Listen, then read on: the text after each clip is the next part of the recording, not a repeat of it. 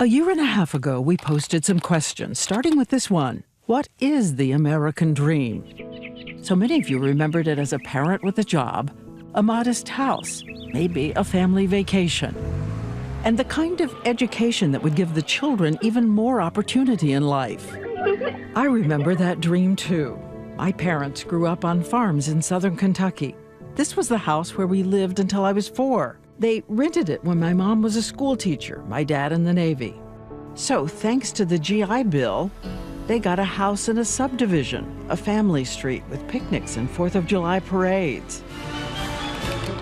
But so many of you also wrote us about the stress and the struggle of trying to reach that dream today. I'm actually having to work 3 jobs, and my husband works 3 jobs as well, and we're still not able to get ahead. Back when I was a kid, my father worked, my mother stayed home. My father's income was enough for us to survive. When I was growing up, it was achievable. The white picket fence, being able to own your own home. I feel like we can never catch up. It's like you're stuck. You got to get the millionaires and the billionaires in Washington to start worrying about the working class people.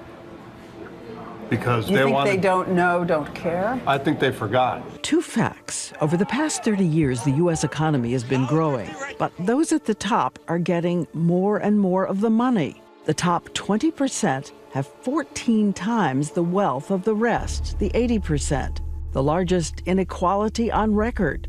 And for the first time in half a century, the majority of the young people in the middle class are not earning as much as their parents did. Which is why, long ago, we started driving around the country. This is a stop at Wilkes-Barre, Pennsylvania. This fire station, Pennsylvania's bravest. I learned that 40 out of 68 full-time firefighters here have to work at least a second job. Though they say a generation ago, a firefighting income could support your family. But firefighter Chris Smith simply will not give up on that dream for his children. Chris Smith has 3 jobs. He works on rotation. His schedule's a Rubik's Cube. 3 nights in February, I'll get to sleep in my own bed. Every other night, I'm working somewhere overnight. We're there as he gets ready to go to work at his first job, firefighter on the night shift. I have to be clean shaven for the fire department, so our mask will form a good seal on our face. Spare uniforms for every job that I'm going to over the next 2 days. Job number 1, at the firehouse, 15 straight hours. Chris makes us a video diary as 7 emergency calls come into the firehouse, one after the other. We are heading out on a call, possible structure fire, reported smoke. Job number 2 is as a trained paramedic. Some days, Chris goes directly there to work 8 hours. Job number 3, 5 hours as a paramedic in a different town. He races off to help a truck worker who was unloading gravel. Vehicle rollover with injury. I know you're a tough guy, but tell me if something was hurting, right? I would. Thank you. Not a problem, buddy. As he heads home to sleep, behind the closed doors of his house, Chris faces a different kind of stress and a lot of love. Hello! Daddy. Hi, buddy. How was your day? Let's go make macaroni. His wife, Lauren, baby Ella, and toddler, little Christopher. So how many calls you had? How many calls? Yeah. 2 calls. That's 2? Yeah. Dad, you always say to people hurt. Save people who are hurt. Did you see the gas bill? They bought a house in a neighborhood where the public schools are good. Ready? Open up. A 30-year mortgage. They're also paying down big student loans. I'm gonna go get ready for work then. I love you.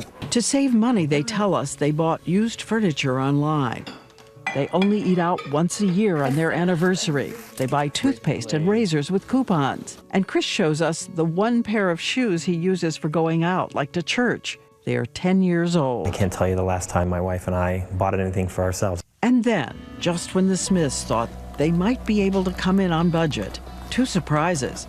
His healthcare premiums were jacked up nearly 30% in the past 2 years. And a storm flooded their backyard, costing thousands. At the end of each month, how much do you have left? Really nothing. He's such a good guy, and he works so hard. And the job that he does do is so incredibly hard and so incredibly scary. Chris looks longingly at the lives of the 20% of Americans who take up so much more of America's wealth. I want more time with my children, with my family. You're never going to get that back. The people who can afford vacations and savings accounts, security for the future. They spend more in one day than we probably spend in a month. Their bonuses are more than we make in years. It's a totally different world that they live in.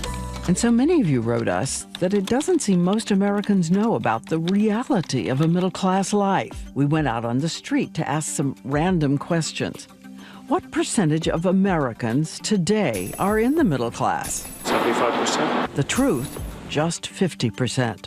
And what is the income for a family of 5 just making it through the middle-class door? This is my answer. That income actually starts at $54,000. So we head to Maryland, where we meet an incredibly spunky woman named Tracy Coleman. She's shaving big bars of soap to make her own laundry detergent because it saves her $10 a month. Tracy's husband once had a union job in manufacturing, but it went away, so he spends long days installing air conditioners. She works as an aide at the local elementary school. She worries that people blame working families for their situation. Something's wrong with you. You're doing something wrong. We're working. It's not like we're not working. It's just not enough money to support you. Her big splurge, she says, McDonald's, maybe once a month. I'm not gonna lie. I've said to myself, I should not have spent that $18 at McDonald's. I could have put it in the gas tank.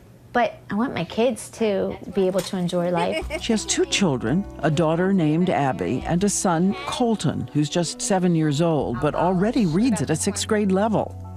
He and his best friend, Caleb, have questions about her budget. School.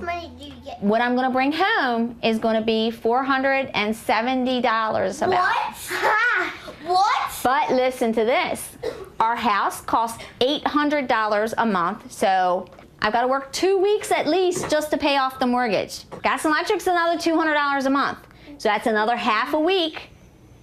I have to pay for a car, that's $200. So now I have to buy food, soap, shampoo, Soda, toothpaste. So we're left with maybe $50 extra. Well, guess what? What if we want to go to McDonald's once? That's like $0. Yeah, that's like $0 that we can save. So how are we supposed to save? By, I don't know. Tracy hears all those pundits on TV saying that people just need to get a college degree. A college education increases your earning potential by 20%. Your college degree is your ticket in the door to get these jobs. So every day, Tracy tries to power up her failing computer to do homework for an online college course, fighting against the exhaustion and the stress in her life. And if you doubt what it means for someone like Tracy to get a little break, a different job opens up at the elementary school. It's still entry level, a parent-teacher coordinator, but with extra pay. I got this job. I got this job. One moment to savor on her family's difficult climb into the American dream.